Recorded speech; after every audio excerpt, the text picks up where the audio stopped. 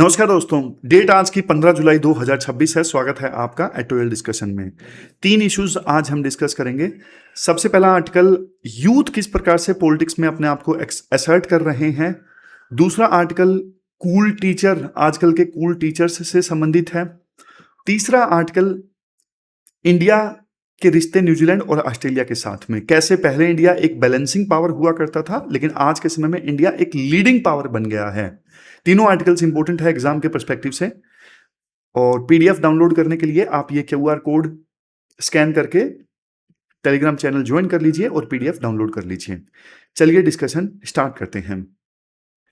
हमारी आज के डिस्कशन में फर्स्ट इंपोर्टेंट आर्टिकल, यूथ जो है इंडिया का आज किस प्रकार से पॉलिटिक्स में अपने आप को असर्ट कर रहा है, इस इशू से संबंधित है। आप ना सिलेबस में जीएस पेपर 1 और जीएस पेपर 2 के इन टॉपिक्स से आर्टिकल को रिलेट कर सकते हो। सबसे पहले देखो, एक बेसिक कंसेप्ट आप समझो। इंडिया एक युवाओं का देश है, इंडिया एक यंग कंट्री है। हमारा मीडियन एज कितना है? हमारा मीडियन एज लगभग 28 साल है। हमारे देश की 65% यानी 65% जो पॉपुलेशन है वो 15 से लेकर 64 की एज ग्रुप में आती है।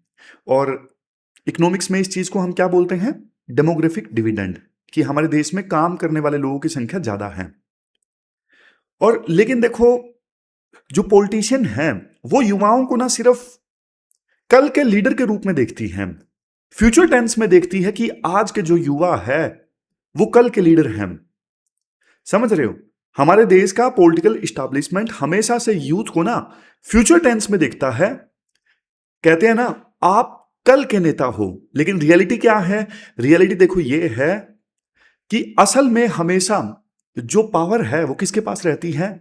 एजिंग लीडर्स के पास रहती है, यानी बूढ़े लीडर्स के पास में रहती है, जो हमारे एल्डर्स हैं। आपको एक डेटा देता हूं जिसे आप डायरेक्टली आंसर राइटिंग में यूज कर सकते हो। यूथ डेमोक्रेसी कोहोर्ट 2024 की रिपोर्ट है।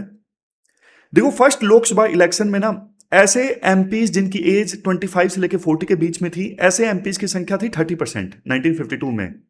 लेकिन आज ऐसे एमपीज जिनकी एज 25 से लेकर 40 के बीच में है, ऐसे एमपीज की संख्या है सिर्फ 10%।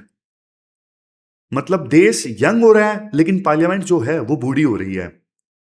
और इस कॉन्ट्राडिक्शन को तोड़ते हुए आज का जो यूथ है ना, वो अब सिटीजन इन वेटिंग नहीं रहना चाहता कि हाँ भाई कल के नेता हम हैं, आज कुछ नहीं कर रहे हैं।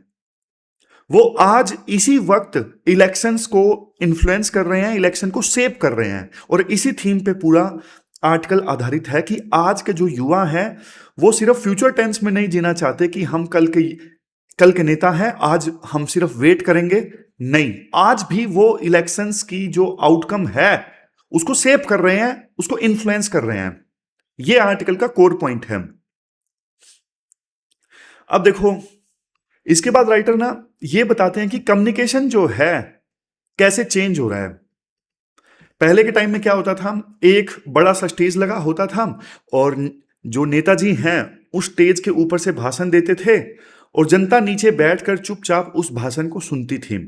तो ये जो भाषण का तरीका था ना, ये था हायरार्किकल टॉप डाउन कम्युनिकेशन। मतलब हायरार्की में नेता बोल रहा है बस और जनता सिर्फ सुन रही है। लेकिन आज का जो यूथ है वो देखो, पहले से जो भाषण डिसाइड हुआ है ना, उस भाषण को रिजेक्ट कर देता है कि भाई ये रटा रटाया भाषण हमारे सामने मत बोलो। उन्हें एंटी परफॉर्मेंस पॉलिटिक्स चाहिए। आप बोलोगे सर ये एंटी परफॉर्मेंस पॉलिटिक्स कौन सी होती है? एक तो देखो, ये परफॉर्मेंस वाली पॉलिटिक्स है कि बस आप रटा रटाया भाषण स्टेज पे आके दे दो। दूसरी पॉलिटिक्स कौन सी होती है? दूसरी पॉलिटिक्स वो चाहते हैं कि हमारा जो नेता है वो आसानी से मिले। पॉलिटिशियंस ऐसे होने चाहिए जो आसानी से अप्रोचेबल हों, ना कि दूर रहें। पॉलिटिशियन ऑथेंटिक होने चाहिए, रियल बिहेवियर उनका दिखे, ना कि स्क्रिप्टेड बिहेवियर जो रैली में दिखता है। उनका रियल बिहेवियर हमें दिखे। नेक्स्ट, ट्रांसपेरेंसी, ओपन गवर्नेंस होनी चाहिए, चीजें छुपी हुई नहीं होनी चाहिए। चौथा, ह्यूमर एंड आयरनी। आज का जो युवा है वो मीम्स और जो सटायर है उसकी सहायता से पॉलिटिकल कमेंट्री सुनना चाहता है, उस पर रिएक्ट करना चाहता है। समझ रहे हो? तभी तो आज के समय में मीम्स की वैल्यू जो है वो इतनी ज्यादा बढ़ गई है। आप लाइव केस स्टडी देखिए।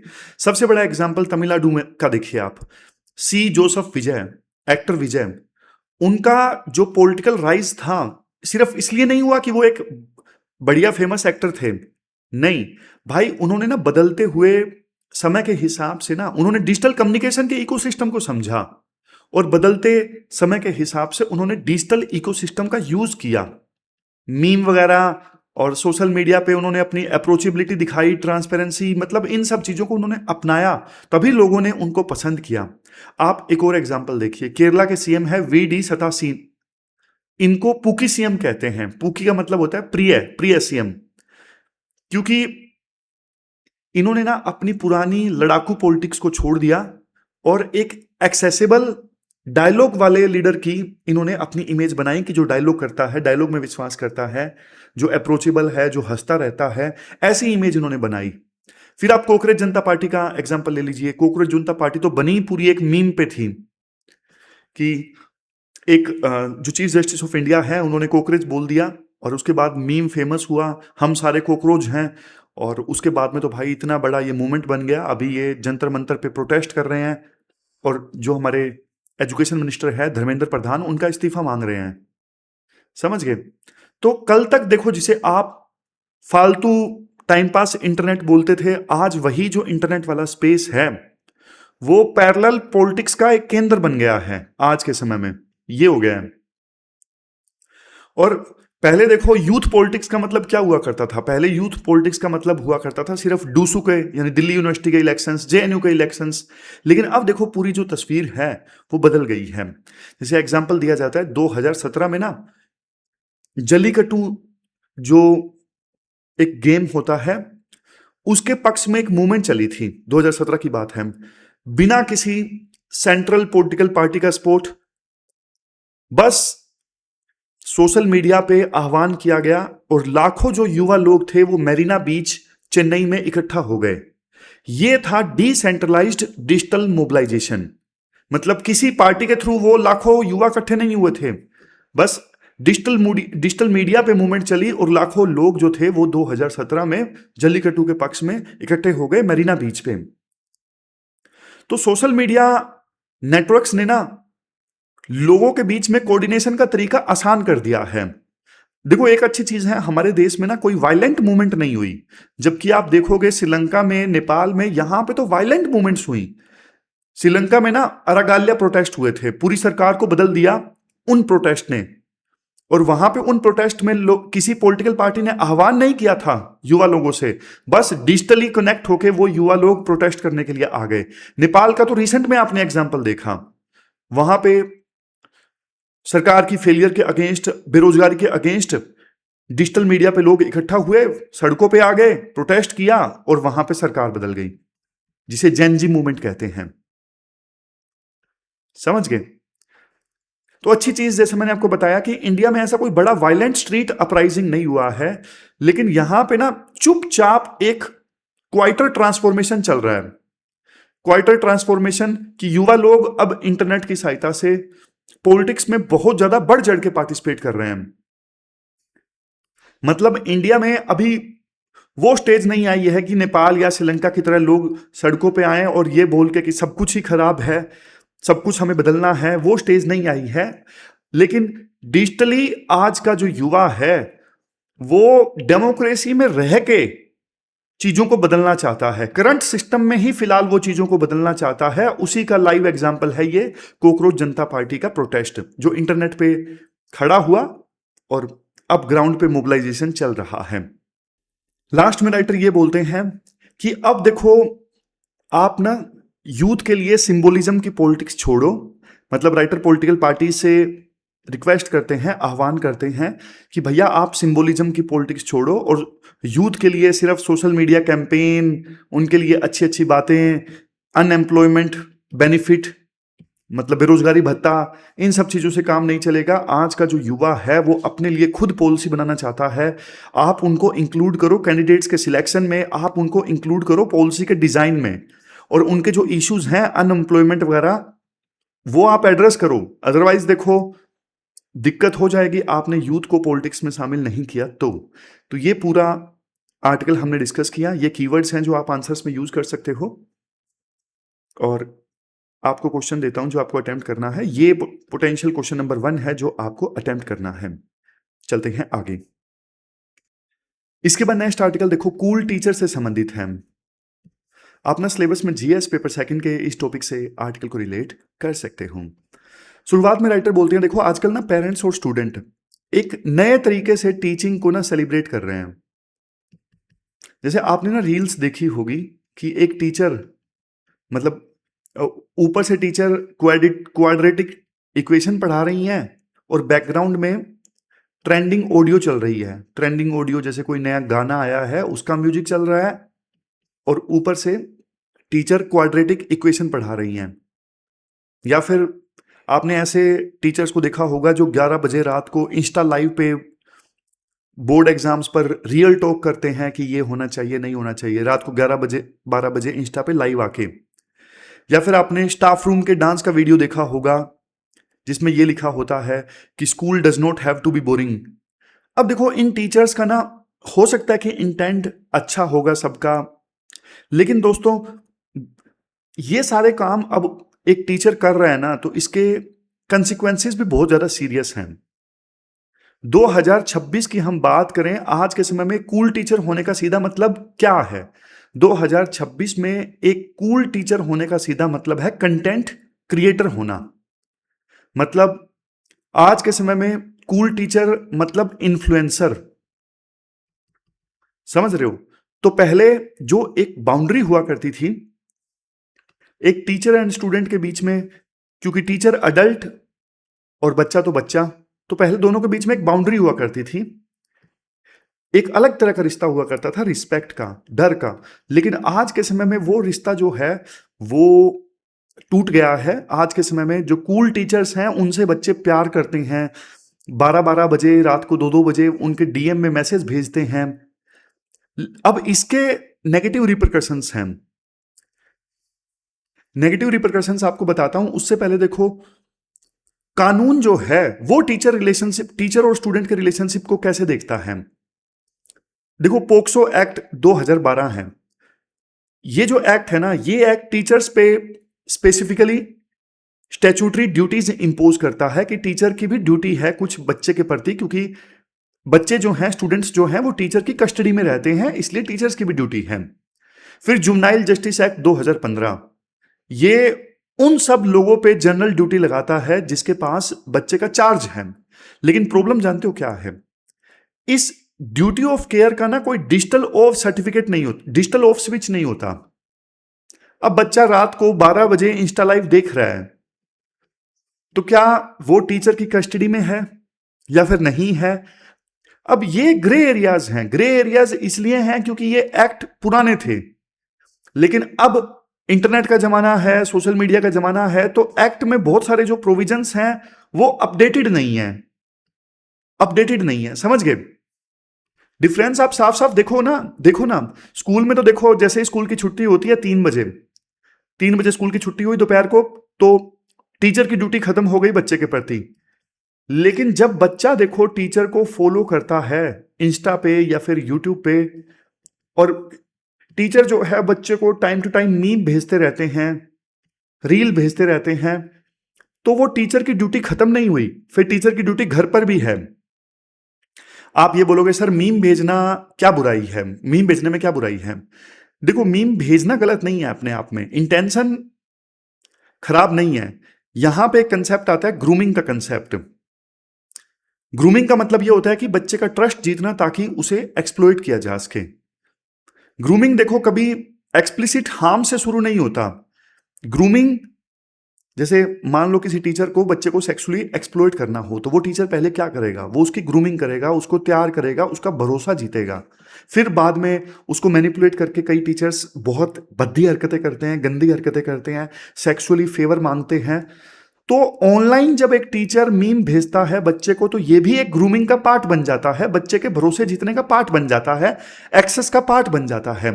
एक टीचर बिना किसी बुरी नीयत के भी स्टूडेंट के डीएम में कुछ मैसेज भेज सकता है, डेंजर खतरनाक सिचुएशन क्रिएट कर सकता है। और एक चीज आप ध्यान रखिए, इंस्टाग्राम पे जो बातचीत हुई डीएम में, अब वो देखो इजिली पोक्सो एक्ट के अंतर्गत क्या बन सकता है, पोक्सो एक्ट के अंतर्गत सबूत बन सकता है, कंप्लेंट में एविडेंस का काम कर सकता है। अब देखो एक और बारीक प्रॉब्लम है क्या, जब देखो टीचिंग कंटेंट बन जाती है ना, फिर वो प्लेटफॉर्म के लॉजिक को फॉलो करती है। जब टीचर देखो क्लासरूम की वीडियो डालते हैं सोशल मीडिया पर, तो फिर वो बच्चों के हित पीछे रह जाते हैं और सोशल मीडिया पे वायरल जो कंटेंट होगा उस पर ज्यादा ध्यान दिया जाता है टीचर के द्वारा। क्योंकि टीचर ने क्या किया, सोशल मीडिया पे वीडियो डाला ज्यादा फॉलोइंग के लिए, ज्यादा व्यूज के लिए।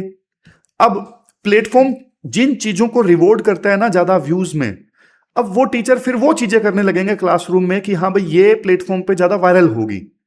टीचर अपनी बेसिक ड्यूटी भूल जाता है कि बच्चे को सिखाना है। वो क्या किस चीज पे फोकस करता है, वो इस चीज पे फोकस करता है कि व्यू किससे ज्यादा आएंगे बच्चों के साथ, वो किया जाए। समझ गए? अच्छा एक और चीज देखिए, ये भी बहुत बढ़िया आर्टिकल है यार, अच्छी अच्छी चीजें हैं इसमें। देखो होता क्या है, नॉर्मल क्लासरूम में ना एक टीचर का काम होता है बच्चे में इन डिसिप्लिन लेके आना और बच्चा सीखे अच्छे से, लर्निंग आउटकम इंप्रूव करना, ये सब काम होता है एक टीचर का। टीचर ये नहीं देखता कि बच्चे मुझे पसंद कर रहे हैं कि नहीं कर रहे हैं।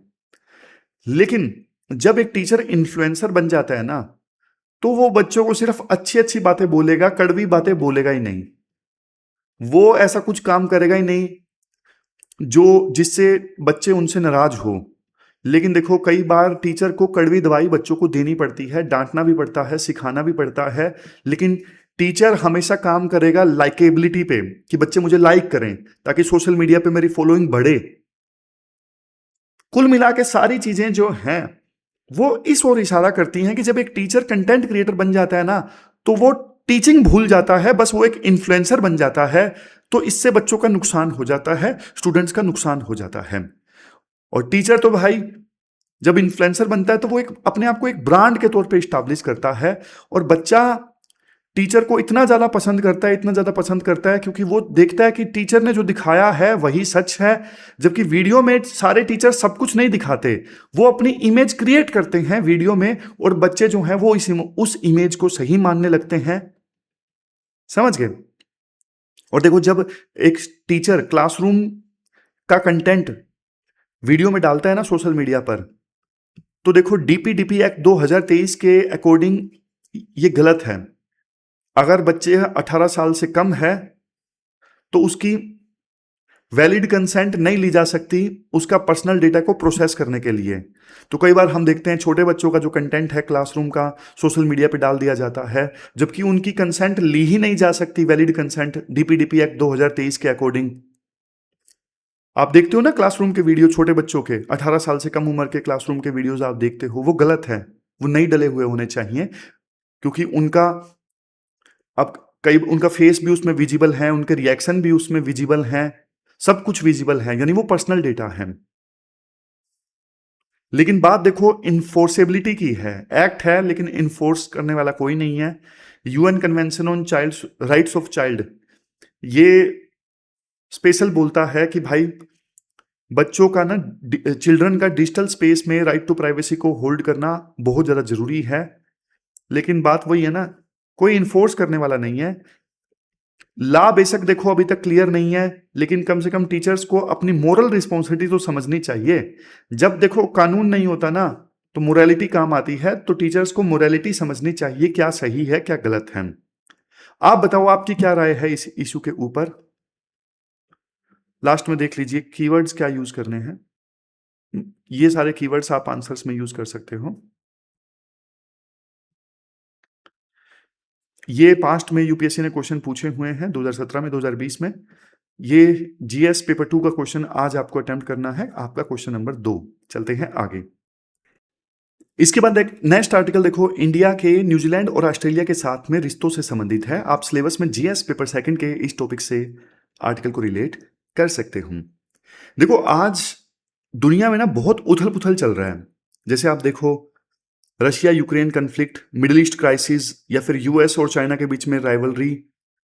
अब इन सारे कन्फ्लिक्ट्स ने ना सभी मेजर कंट्रीज में ना एक एंजाइटी वाली सिचुएशन क्रिएट कर दी है। एंजाइटी वाली सिचुएशन इसलिए क्योंकि भाई पता नहीं कौन किसको धोखा दे दे, पता नहीं कब ग्लोबल क्राइसिस का असर हमारे देश की इकोनॉमिक क्राइसिस पे हो जाए। जैसे देखो, यूएस ईरान का जो असर है वार का, वो हमारे देश की इकोनॉमी पे हुआ। तेल आना बंद हो गया स्ट्रेट ऑफ हॉर्मुज की वजह से। तो पहले जो सप्लाई चेन्स थी, जहां जहां से विभिन्न देश माल मंगवाते थे, वो सप्लाई चेन अब टूट रही है, क्योंकि बहुत सारे देशों का तो चाइना के ऊपर भरोसा ही नहीं है, और चाइना की मोनोपोली है बहुत सारी चीजों में। तो डिप्लोमेटिक थ्योरी में ना एक फेमस कहावत है कि in international relations diplomacy is not about having zero enemies, it is about having reliable friends when supply chains break. मतलब इंटरनेशनल रिलेशंस में ना डिप्लोमेसी का मतलब ये नहीं कि आपका कोई दुश्मन नहीं है। इंटरनेशनल रिलेशंस में डिप्लोमेसी का मतलब ये है कि जब देखो सप्लाई चेन टूटे, तब आपके रिलायबल फ्रेंड कौन है जो आपको सामान भेज सके। जैसे अभी ना स्ट्रेट ऑफ हॉर्मुज बंद होने की वजह से ईरान ने तेल भेजना बंद कर दिया। फिर भी कुछ देशों ने हमें तेल दिया, चाहे वो साउथ अमेरिका के देश हों या फिर गल्फ कंट्रीज हों, उन्होंने हमें तेल भेजना जारी रखा। तो रिलायबल फ्रेंड्स मैटर करते हैं, ना कि जीरो दुश्मन। और हमारा देखो सबसे बड़ा इंटरेस्ट आज के समय में क्या है? Indo Pacific region. Indo Pacific region Indian ocean और पैसिफिक ओशियन का दोनों को मिला के बनता है इंडो पैसिफिक रीजन। क्योंकि देखो दुनिया का लगभग 60% मैरीटाइम ट्रेड जो है वो यहीं से होता है, इंडो पैसिफिक रीजन से होता है। इसलिए इस रीजन में, इंडो पैसिफिक रीजन में शांति रहना इंडिया के लिए बहुत ज्यादा जरूरी है। अब इसी के लिए देखो, इंडो पैसिफिक रीजन में शांति रहना जरूरी है, उसी के लिए ऑस्ट्रेलिया और न्यूजीलैंड की जो इंपॉर्टेंस है इंडिया के लिए बहुत ज्यादा बढ़ गई है। दोनों देश जो हैं, ऑस्ट्रेलिया और न्यूजीलैंड पैसिफिक ओशन में आते हैं और इंडिया इंडियन ओशन में आता है। पहले देखो इंडिया के रिलेशंस ना ऑस्ट्रेलिया और न्यूजीलैंड के साथ में ना मेनली इकोनॉमिक और पीपल सेंट्रिक थे। हमारे देश के लोग वहां पे जाते थे पढ़ने के लिए, जॉब करने के लिए, और थोड़ा बहुत हमारा व्यापार होता। सिर्फ इन दो एस्पेक्ट्स पे फोकस थे इंडिया के ऑस्ट्रेलिया और न्यूजीलैंड के साथ में रिलेशंस। पुराने जमाने में 3C रिलेशंस कहा जाता था, क्रिकेट, करी और कॉमनवेल्थ। सिर्फ 3 चीजों पे फोकस था पहले, लेकिन अब फोकस देखो स्ट्रेटेजिक एस्पेक्ट्स पर है। क्यों? क्योंकि चाइना का जो एग्रेशन है इंडो पैसिफिक रीजन में वो बढ़ता जा रहा है, और चाइना के ऊपर विभिन्न देश डिपेंडेंसी नहीं क्रिएट करना चाहते। इसलिए इंडिया ने ना अपनी एक्ट ईस्ट पॉलिसी को और ज्यादा यूज करना स्टार्ट कर दिया है। ईस्ट में जो देश आते हैं जैसे ऑस्ट्रेलिया, न्यूजीलैंड, इनके साथ रिश्तों को मजबूत करने के लिए। इसके बाद इंडिया के विजन की बात की जाती है कि इंडियन ओशन रीजन में ना इंडिया का एक विजन है। क्या है विजन? महासागर। पहले सागर इनिशिएटिव था, अब महासागर। महासागर का मतलब क्या है? Mutual and holistic advancement for security and growth across regions. ये क्या है? ये इंडिया का विजन है। इसका मतलब है कि हम अकेले बॉस नहीं बनना चाहते भाई, हम चाहते हैं कि पूरे रीजन की जो सिक्योरिटी है, पूरे रीजन की जो ग्रोथ है, वो एक साथ हो। तो इसलिए इंडिया एक free, open and inclusive Indo Pacific region चाहता है, जहां पे किसी एक देश की दादागिरी ना चले और सभी रूल बेस्ड ऑर्डर को फॉलो करें। सभी रूल बेस्ड ऑर्डर को फॉलो करें। समझ गए? अब बात करते हैं इंडिया और ऑस्ट्रेलिया के रिलेशनशिप किस प्रकार से अपग्रेड हो रही है। इंडिया और ऑस्ट्रेलिया ने ना एक नया ज्वाइंट डिक्लेरेशन साइन किया, नाम है joint declaration on defence and security cooperation. क्या है इसमें? ये देखो, joint declaration on defence and security cooperation, ये इंडिया ने ऑस्ट्रेलिया के साथ साइन किया है। इसमें देखो एग्जिस्टिंग जो सिक्योरिटी कोऑपरेशन था ना इंडिया और ऑस्ट्रेलिया के बीच में, उसको अपग्रेड किया गया है। जैसे अब दोनों देश फोकस करेंगे इंटरऑपरेबिलिटी पे। इंटरऑपरेबिलिटी का मतलब क्या होता है? दोनों देशों की जो सेनाएं हैं ना मिल के काम करेंगी। देखो सिंपल भाषा में इंटरऑपरेबिलिटी का मतलब ये होता है कि जब दो अलग अलग देशों की मिलिट्रीज आपस में अच्छे से कोऑर्डिनेशन करके सेम इक्विपमेंट्स यूज कर सकें, सेम स्टैंडर्ड्स का यूज करके लड़ाई लड़ सकें, तो इसको बोलते हैं इंटरऑपरेबिलिटी। समझ गए? जैसे मान लो अभी इंडिया और ऑस्ट्रेलिया ने एक दूसरे का कम्युनिकेशन सिस्टम नहीं समझा और कल को युद्ध में दोनों एक दूसरे की मदद करने के लिए आ गए, तो दिक्कत होगी ना। कम्युनिकेशन उनका अलग, हमारा अलग। तो पीस वाली सिचुएशन में जब दोनों एक दूसरे के सिस्टम को समझ लेते हैं, सेम स्टैंडर्ड पे काम सीख लेते हैं, तो फिर युद्ध होने पे दिक्कत नहीं आएगी, क्योंकि दोनों के बीच में इंटरऑपरेबिलिटी है। मिलिट्री एक्सरसाइज देख लीजिए, इंडिया और ऑस्ट्रेलिया के बीच में जो मिलिट्री एक्सरसाइज होती है, ओसिनडेक्स, मालाबार, इनको और ज्यादा एक्सपेंड किया जाएगा और हर साल दोनों देशों के डिफेंस मिनिस्टर्स मिलेंगे ताकि कोऑपरेशन को और ज्यादा इंक्रीज किया जा सके। फिर cyber security, maritime security, emerging technologies, इन पे दोनों देश मिलकर काम करेंगे। इसके साथ साथ मैरीटाइम सिक्योरिटी में भी कोलैबोरेट करने के लिए ना रोड मैप तैयार किया गया है कि कैसे दोनों देश मिलकर मैरीटाइम सिक्योरिटी में कोलैबोरेट करेंगे, ताकि मैरीटाइम सिक्योरिटी से संबंधित इंटेलिजेंस है, इंफॉर्मेशन है, आपस में शेयर किया जा सके। और सबसे इंपॉर्टेंट चीज, ऑस्ट्रेलिया ने देखो फाइनली इंडिया के सिविल न्यूक्लियर प्रोग्राम के लिए ना यूरेनियम एक्सपोर्ट को अब अलाउ कर दिया है।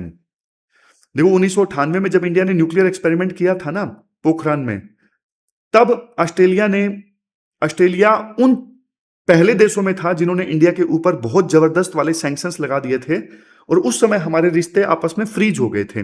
लेकिन आज वो जो रुकावट है वो खत्म हो गई है, यानी ऑस्ट्रेलिया ने इंडिया को यूरेनियम एक्सपोर्ट पे जो रोक लगाई थी वो अब रोक जो है हटा दी गई है। और खास बात यह है कि ऑस्ट्रेलिया के पास ना दुनिया के सबसे बड़े यूरेनियम रिजर्व हैं। तो ये ऑस्ट्रेलिया के साथ जो डील हुई है, ये इंडिया के भी क्लीन एनर्जी एम्बिशंस को पूरा करने में मदद करेगी। हमारा लक्ष्य ये है 2030 तक 500 gigawatt non fossil fuel capacity जो है हम इंस्टॉल करें, यह हमारा टारगेट है। समझ गए? इसके बाद देखो क्रिटिकल मिनरल्स की बात कर लेते हैं। दोनों देश अब क्रिटिकल मिनरल्स में भी कोऑपरेट करेंगे। क्रिटिकल मिनरल्स जैसे lithium, cobalt, rare earth elements. अब ये क्या है? ये इनको बोला जाता है मॉडर्न टेक्नोलॉजी के विटामिन है। ये मॉडर्न टेक्नोलॉजी में इन क्रिटिकल मिनरल्स का यूज बहुत ज्यादा है।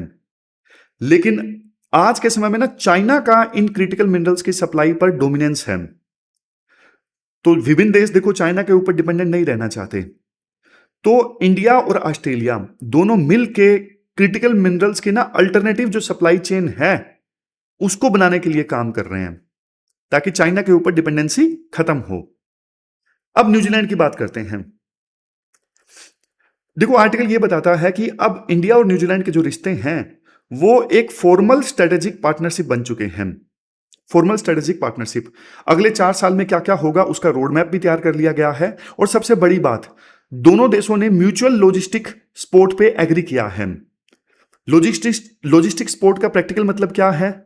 जैसे देखो एग्जांपल देता हूं, अगर मान लो इंडियन नेवी का एक शिप है, वो इंडो पैसिफिक रीजन में पेट्रोलिंग कर रहा है, तो वहां पे देखो उस शिप के पास में ना फ्यूल और राशन खत्म हो गया, तो वो ना न्यूजीलैंड के डिफेंस बेस पे जाके रिफ्यूलिंग करवा सकता है, राशन पानी ले सकता है।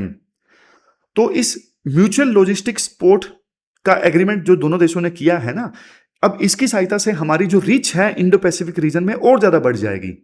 अब इंडिया के जो नेवी शिप्स हैं और ज्यादा घूम सकेंगे इंडो पैसिफिक रीजन में, क्योंकि उन्हें पता है न्यूजीलैंड के आसपास सामान खत्म हुआ तो न्यूजीलैंड के मिलिट्री बेस पे जाके ले लेंगे।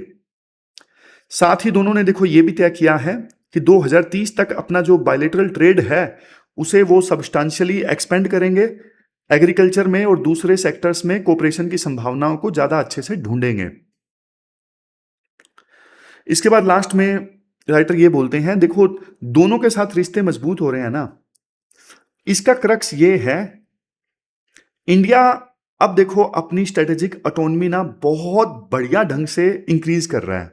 पहले जैसे इंडिया डिपेंडेंट था कुछ देशों के ऊपर, यूएस, चाइना, लेकिन अब ना इंडिया मिडिल पावर्स के साथ में बढ़िया से अपने संबंध मजबूत कर रहा है मिडिल पावर्स के साथ में, ताकि जो मेजर कंट्रीज हैं उनके ऊपर डिपेंडेंसी को खत्म किया जा सके। इंडिया कोई मिलिट्री अलायंस नहीं ज्वाइन कर रहा है, ना तो नाटो ना कोई और ग्रुप। इंडिया हर एक बायलैटरल मेंबरशिप पार्टनरशिप में ना अपनी टर्म्स एंड कंडीशन के हिसाब से चल रहा है, किसी के दबाव में नहीं चल रहा है। इंडिया सप्लाई चेन को डाइवर्सिफाई कर रहा है, एनर्जी सिक्योरिटी इंश्योर कर रहा है, टेक्नोलॉजी की एक्सेस के लिए विभिन्न देशों के साथ में कोऑपरेट कर रहा है। तो ये हमारी फॉरेन पॉलिसी की ताकत है।